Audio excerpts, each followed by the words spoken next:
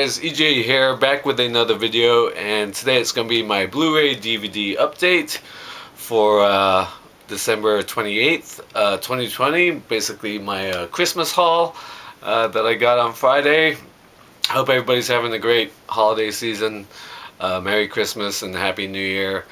I know a lot of people had a very subdued Christmas this year.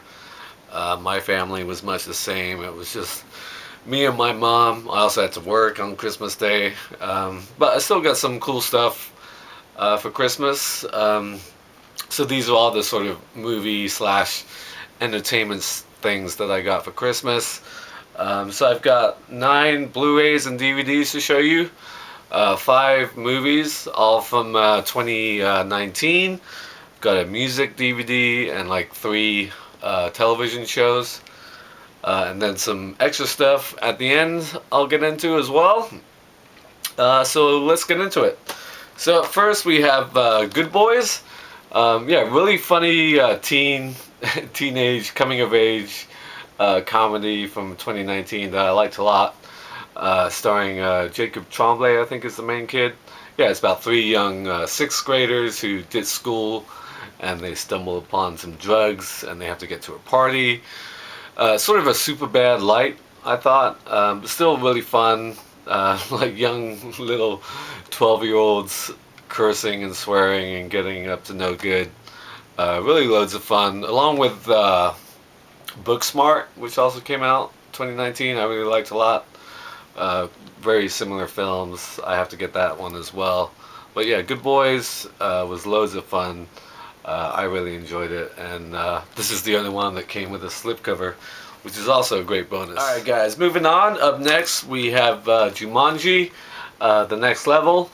Yeah, not as good as the first one. I like the first one a lot, but this was still loads of fun. Yeah, The Rock, Dwayne Johnson, Jack Black, Kevin Hart, and oh my god, I'm completely blanking on her name, Karen Gillan, who's really sexy and fun in these. I dig her a lot in these. These 2 films. Always had a thing for redheads, and she kicks ass in these movies. Yeah, not as good as the first one. Like I said, everybody sort of switches bodies this time around, which makes for some fun and interesting dynamics in this movie. Yeah, cool film. Not as much as the first one, like I said, but still very enjoyable. Jumanji, The Next Level. Speaking of sequels, these are like all sequels coming up. Up next we have SpiderMan, Far From Home. Yeah, Tom Holland, great as Spider-Man, of course. Really enjoyed Jake Gyllenhaal's Quentin Beck, Mysterio. You've got Nick Fury, of course, Samuel L. Jackson, Zendaya as MJ. The great Jon Favreau, who can do no wrong at the moment. Yeah, just as enjoyable as Homecoming, I thought. Yeah, the kids are all in Europe on vacation and whatever, and Quentin Beck is using this sort of technology to stage these attacks, and I don't know what he's up to, but yeah, cool film from what I remember. I wouldn't say I'm a huge Spider-Man fan. I've always thought that way about the character and some of the villains and that kind of stuff. I think this film sort of deals with the aftermath of Endgame, if I can remember correctly, which I still need to pick up, by the way. But yeah, Spider-Man Far From Home, still loads of fun, good action. I dug some of the concepts in it, and Jake Gyllenhaal, like I said, always fantastic. Alright guys, moving on. Another sequel, one of the most controversial in recent years, and that is Star Wars Episode 9, The Rise of Skywalker. What do I say about Star Wars at this point? I enjoyed this film when I initially saw it. I think this was actually the last movie I saw in theaters, for obvious reasons, of course. 2020, it is what it is. Yeah, I enjoyed it on initial viewing, but of course when you look at it, certain things just bugged me, and bringing back Palpatine, whatever, okay, we can just bring back anybody in Star Wars now, it seems like. It didn't work for me, because it sort of diminishes what Darth Vader does at the end of Jedi. That sacrifice he makes to save Luke. and that really takes away from his redemption arc in Jedi. So I had a big problem with that. But if you want to bring back Palpatine as a big bad and have Rey be his related to him, fine. It was at odds with The Last Jedi and Rian Johnson and J.J. Abrams. There obviously wasn't a clear plan for the new sequel trilogy. I enjoyed it as a whole. I still love Force Awakens. I think that's a terrific film. And I rewatched Last Jedi before I watched this last year, and I didn't love Last Jedi on first viewing, but I liked it a little bit more the second time around when I saw it again last year, going into this. Another parts of this film that I have problems with when Chewbacca supposedly dies in the ship after Rey hits it with the lightning, which is a great moment for Rey, and she thinks she's killed Chewie, but no, Chewie's alive. He was in the other ship.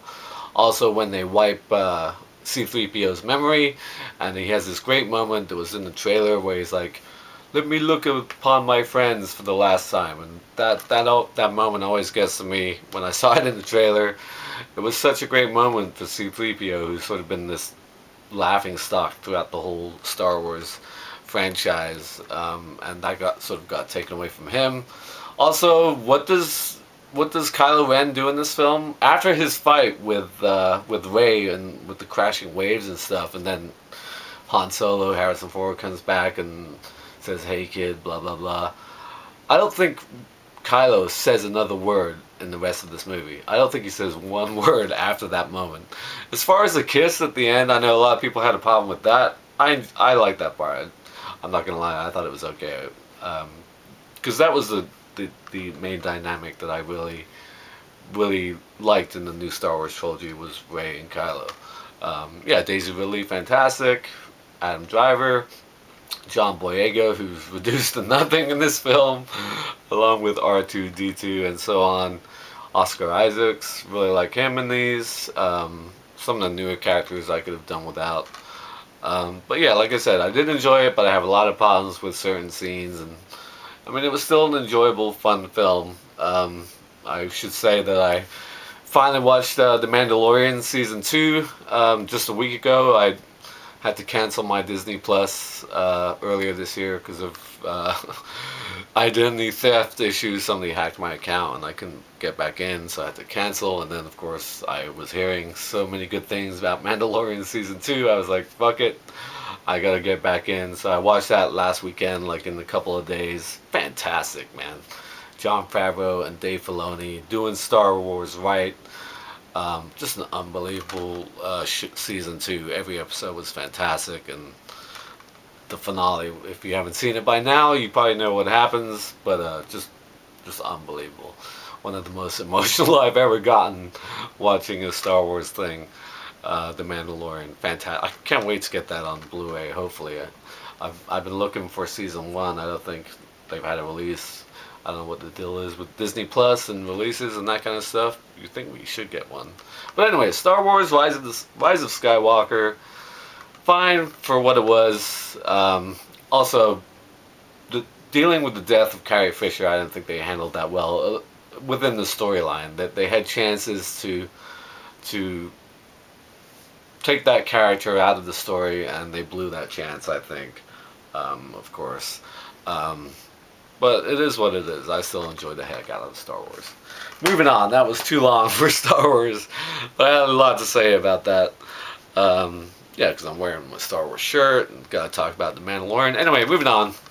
Zombieland Double Tap, another sequel. Really enjoyable. Loved the first one. Really enjoy that whole dynamic. Jesse Eisenberg, Woody Harrelson, Emma Stone, big fan of her.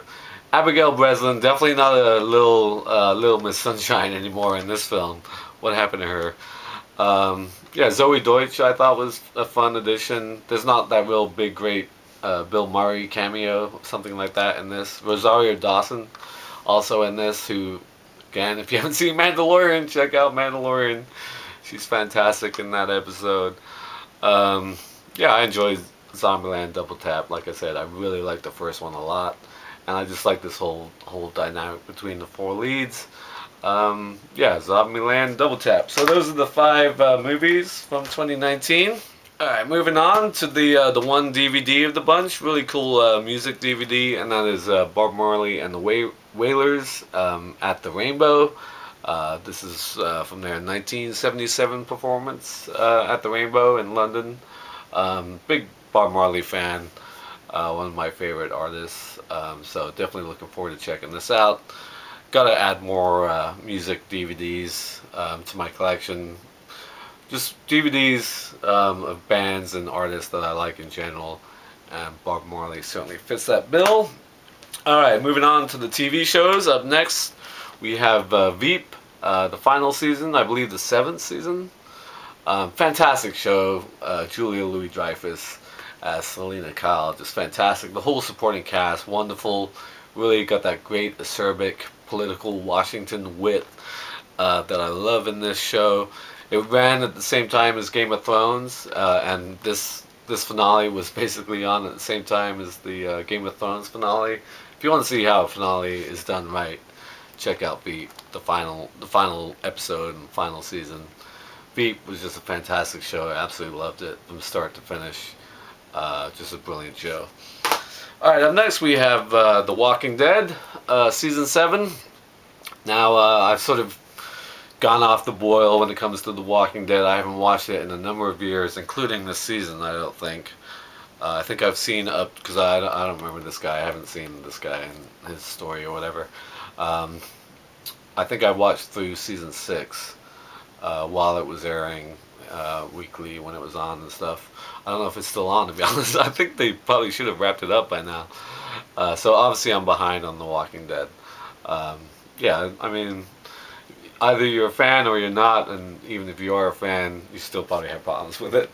Alright, last but not least, when it comes to the Blu-Rays and DVDs, we have another DVD, and that is Young Sheldon, the complete 2nd season. I believe the 4th season starts actually early January, like January 7th. I was looking it up over the weekend. I was like, because I don't remember seeing much of Season 3.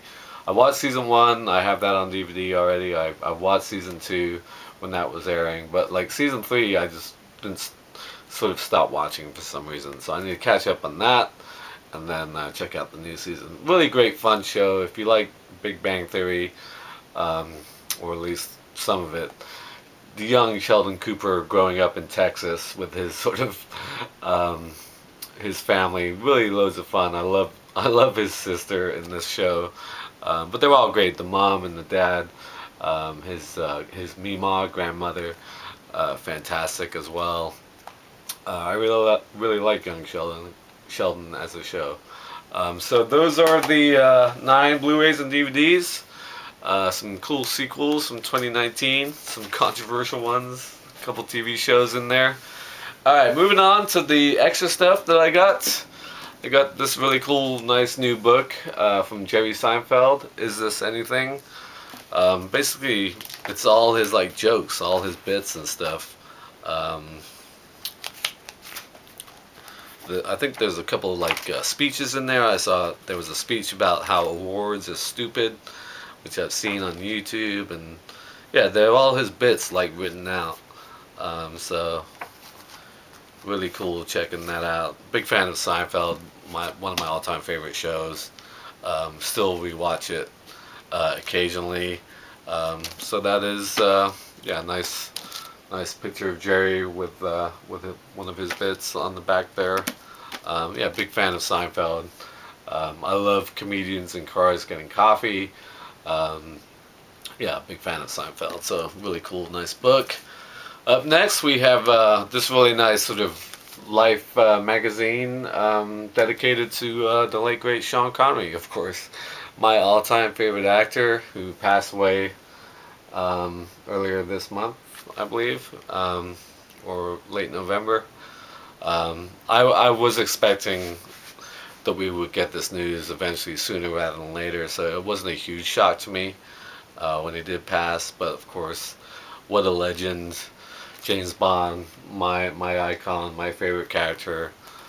There he is, Sir Sean on the back. Really cool, nice stuff about all the Bond films, including the other ones he didn't star in, like the Roger Moore ones, Timothy Dalton, um, Daniel Craig, Pierce Brosnan, etc.